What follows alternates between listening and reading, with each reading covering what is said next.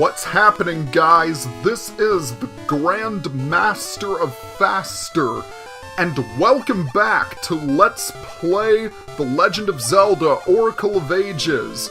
In the last episode, we finally completed Jabu Jabu's belly, and we got our hands on the 7th Essence of Time, the Rolling Sea. And we also encountered an interesting band of pirates that gave us an eyeball. Let's just be glad it wasn't a human eyeball.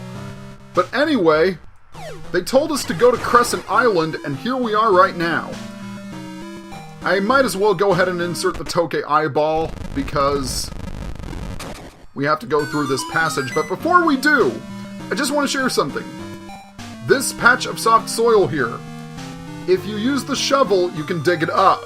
And I planted a gacha seed there, and killed a few enemies off screen, and when I opened the gacha nut, take a look. I got a piece of heart. Yes!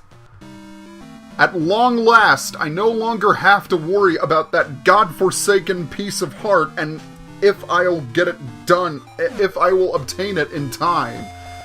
Hallelujah. But anyway, enough of my ranting. Let us enter the Guardian of the Toke. Show your courage, wisdom, and power. The road to the past shall then open. Okay, so essentially the Guardian wants us to pass 3 trials. First is the Trial of Power, and by that he means defeat an army of Gibdos. Although I would hardly classify this as an army, but whatever, I like to exaggerate. Not really that difficult. Okay, the Trial of Wisdom is going to be a little bit trickier, because we are dealing with indestructible enemies, so we're going to have to do a little bit of hit and run here. Make sure you have your Rock's Feather equipped so you can jump over those blade traps. Anyway, we want to fake out that blade trap. Now, we can shove these hard hat beetles out of the way. And ta-da! We completed the second trial. The Trial of Courage. Now, this one can be either very, very annoying or very, very easy. This is exactly the same setup as it was in the Crown Dungeon. You have to use the Cane of Samaria to find the hidden path. Now, if you actually follow the path, then you're going to get taken all the way around the room, and it's going to get boring. But you can seriously sequence break this. Equip your Rock's Feather, jump over, and you'll want to be on top of this, to the north of this rock, and then, there we go, and, yeah, you're gonna have to jump in order to get to the staircase, but anyway, jump, and jump! There we go! We have passed all 3 trials. How about that? Okay. And now that we've exited the cavern, let us surface and find 3 Armos statues here. So if we push them in a single file line, the passage is revealed, and we can proceed. Welcome to the Sea of No Return. I love this track. This is easily one of my favorite tracks in the Oracle series. It just gives you this, it just gives off this sense of adventure and how you have endured many trials to get where you now are. And that one last obstacle remains before you can fight Varan. I know, big shocker, we're gonna fight Varan. But anyway, we have a new enemy. Down there is a Lionel. Like yourself, he can shoot sword beams, and I don't believe your Iron Shield can actually block them. So, be mindful of that. If you don't have the Noble Sword, then these guys can be pretty hard to kill because they take a whole bunch of hits. you do, they're not too terrible. One thing I want to mention before we proceed is that I'm betting for those of you who have not played this game yet, you can just sequence break this by playing the Harp of Ages from the present age and then coming to the Sea of No Return in the past. Well, if you try and do that, this also works if you're trying to move from past to present, by the way, then something really weird happens. You were sent back by a strange force. Yeah, this makes it so that you do have to complete the 3 trials in the cave. You can't just cheat your way by using the Harp of Ages. You know, now that I think about it, maybe that strange force is why the Maku tree couldn't detect the location of the last essence. Well, she doesn't have to wonder about it anymore because we are standing right in front of it.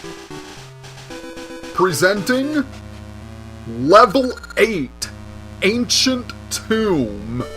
The final dungeon in the game.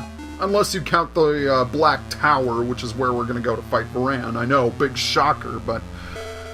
Anyway, something I should take note of is that the Ancient Tomb, the Sea of No Return, is where Yol Graveyard is in the present. And that was the location of the first dungeon, Spirit's Grave. So it's somewhat it's kind of fitting that we began in that location and now we're ending in it. Anyway, let's talk to this owl statue and see if he has anything to offer. Open your ears to the sound of a sword against the wall. Which means one of these statues can be moved. And, oh, it's this one.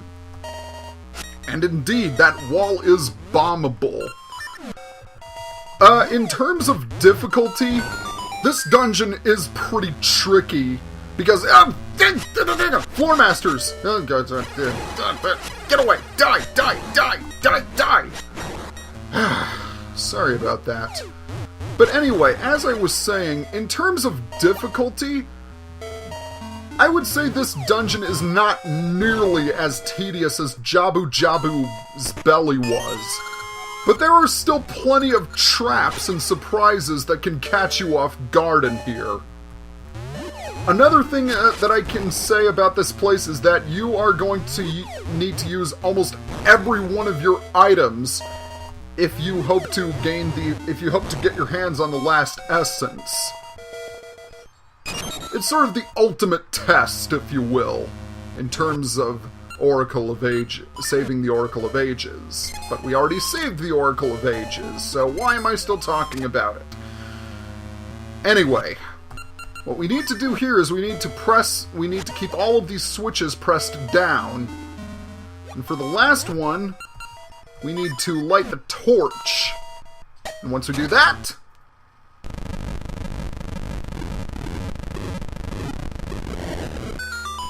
lo and behold, welcome to the deeper recesses of the ancient tomb. And the Pyratians did mention that there was an ancient tomb here in the Sea of No Return, and lo and behold, we're exploring it. Hey, Geenies! We haven't seen these guys since Spirit Grave. How about that?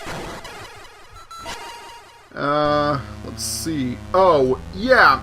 Another thing about this dungeon is that if there are blocks to be moved, you'll usually have to defeat all of the enemies in a room before you can push any blocks or open chests. By that I mean there's a lot of enemy scenarios in here. Okay, if we open this chest, this contains the dungeon map. Very, very helpful. And if we check the map, we can see that this dungeon is a great deal larger than Jabu Jabu's belly. But like I said, not nearly as annoying because, unlike the previous dungeon, you actually get the sense of making progress, so to speak.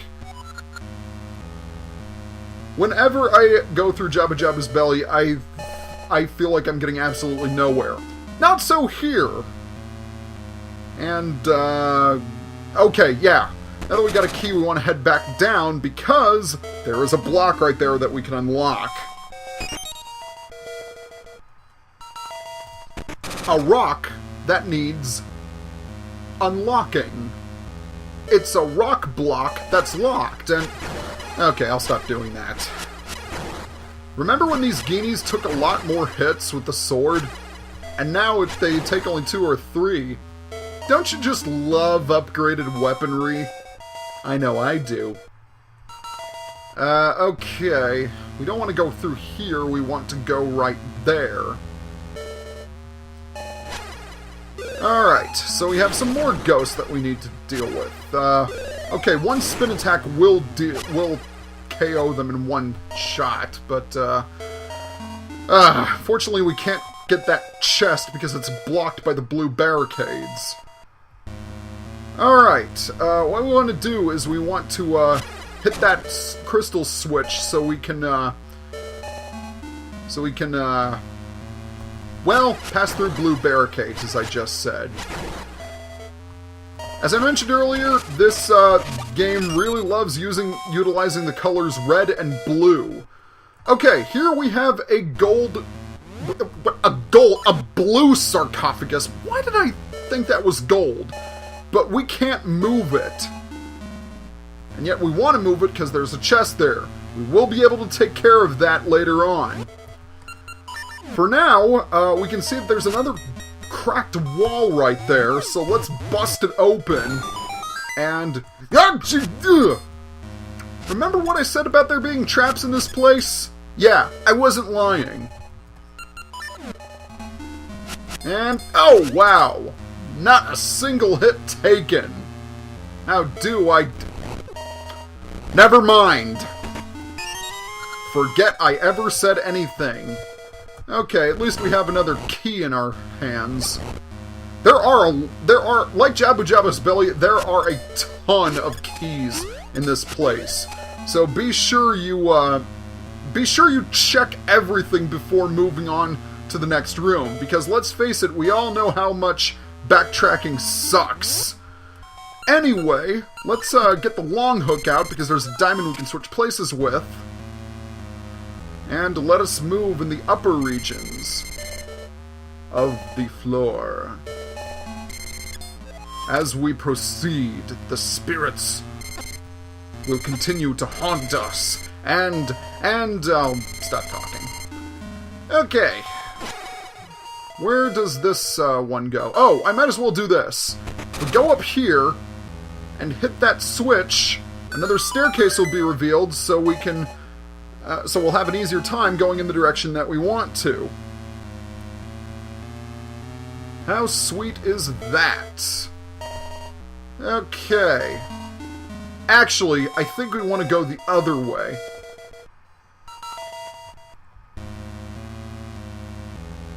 Oh wait, never mind. It really doesn't matter which way we go. I thought it did. Now if you look closely, you can see that one of those Stalfos has a key with him. Okay, I missed a few times, but can you really complain about the results? No, I don't think so. So how's everyone's day been going so far? Mine's been going pretty well. Doing a few film projects for school, that's all fun, because I really like to film. Anyway, let us go down here. How are we doing for time, by the way? We're actually coming right down to the wire. So, I'm just going to get myself oriented in the correct direction, because we want to travel to the right. There we go. I'm surprised Link doesn't get dizzy from all those turnstiles. But anyway, let's take care of these Guineas, and I think after we take care of these Guineas, we're going to stop the video. Okay. I think now is a good place to stop. So next time on Let's Play The Legend of Zelda Oracle of Ages, we are going to continue exploring the deeper recesses of the ancient tomb. As usual, please be sure to leave a like or comment below, or subscribe to my channel by hitting that watermark in the bottom right portion of your screen. I'd really, really appreciate it. See you guys next time!